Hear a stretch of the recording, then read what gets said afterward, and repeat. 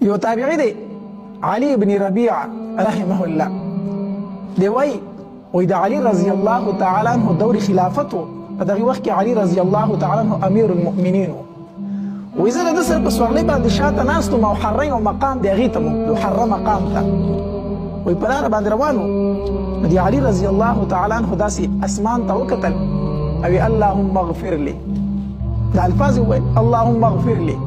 اے الله ما ته بخنه وکړه ځکه بغیر ستانه بل څوک بخون کې نشته دی الله ما ته بخنه وکړه دا الفاظ وای بیا ما ته داسې شاته وکتل او په خندا شو وی خندل بس هېڅ یې نور ونه وي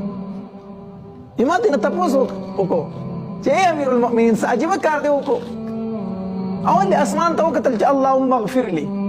او بیا دې ما ته شاته وکتل او هېڅ دې ونه وي دا ولې ما ته وی چې علي بن ربیعه دغه شانتې زه د نبي علیه الصلاة وسلام سره په سورلۍ باندې شاته ناست وم موږ هم حرام مقام ته روان وي دې ځای ته راورسېدو کوم ځای کې چې ځای ما وی نبي علیه الصلاة وسلام داسې اسمان ته وکتل وی اللهم اغفر لي الله ما ته بخنه وکړي الله ستانه بل څوک بخونکی نشته ستانه علاوه بل څوک وی دا خبره نبي علیه الصلاة وسلام وکړله وی بیا یې ما ته هم داسې شاته وکتل او نبي علیه الصلاة وسلام په خندا شو څنګه چې ما وکړو وی دا کم تپوس چې تا زمانه وکړو دغه کشان ما د نبي علیه الصلاة وسلام نه تپوس وکړو د الله پاکه پیغمبره اول دې اسمان ته وکتل چې اللهم اغفر لي او بیا دې وروسته ما ته وکتل او دې خندل د الله پاکه پیغمبره داسې دې ولې وکړو وی ما ته نبي علیه الصلاة وسلام فرمایل چې ای علي چې کله انسان ووایي که نه اللهم اغفر لي الله ما ته بخنه وکړي الله بخونکی ته الله بل څوک بخونکی نشته وی کله چې د انسان دا ووایي که نه الله تبارک وتعالی په خندا شي الله تبارک وتعالی وخاندي او فرشتو ته ووایي ای فرشتو زما دې بنده ته هم پته شته دی چې زما نه علاوه بل څوک د ګناه بخونکی نشته ځکه خو زما نه بخنه غواړي که نه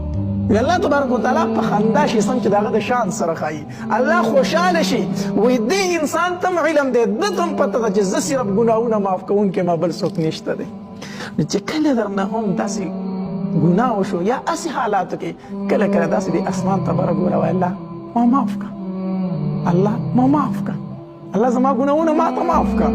الله کو ته راته نه معاف کوي بل څوک دی چې ما ته زما ګناهونه معاف کړي